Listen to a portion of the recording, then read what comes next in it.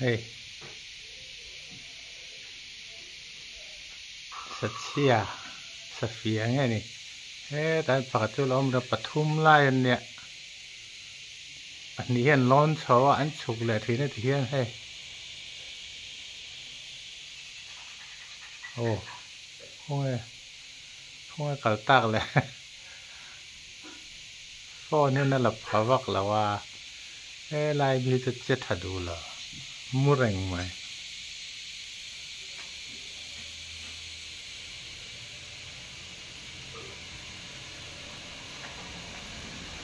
Có bầu lại tộc tôi lên ngày lên. Ồ, hay hết tại hay bắt nị. Không tế bây giờ khó bắt nị chứ. Alien đâu chứ anh em lại thì anh em liền anh em thật đâu ạ. Và khát khát chứ anh em lúc tục lỗ ạ. Anh em lại khá. Tế đâu ạ. Thế mình bắt nị chân liền. Thế anh xuân đâu nó.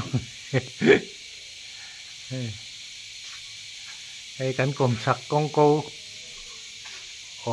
Kha pathuman ni ta. Anh sual ta.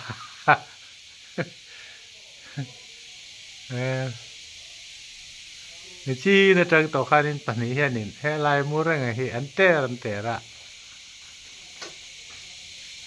An ngam chia lo deu nge ni. An chuk le thi na ti hen.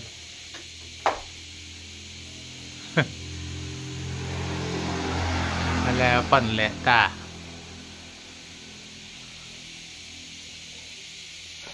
tiếng hi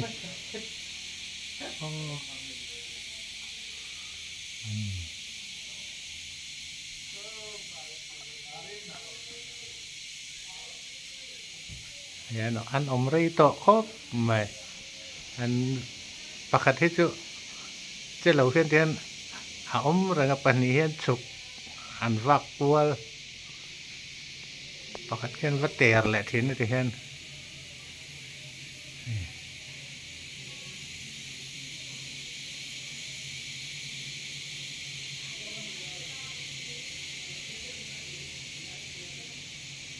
nói về mi chú anh vắt lầu nè tôi nã lai ông ta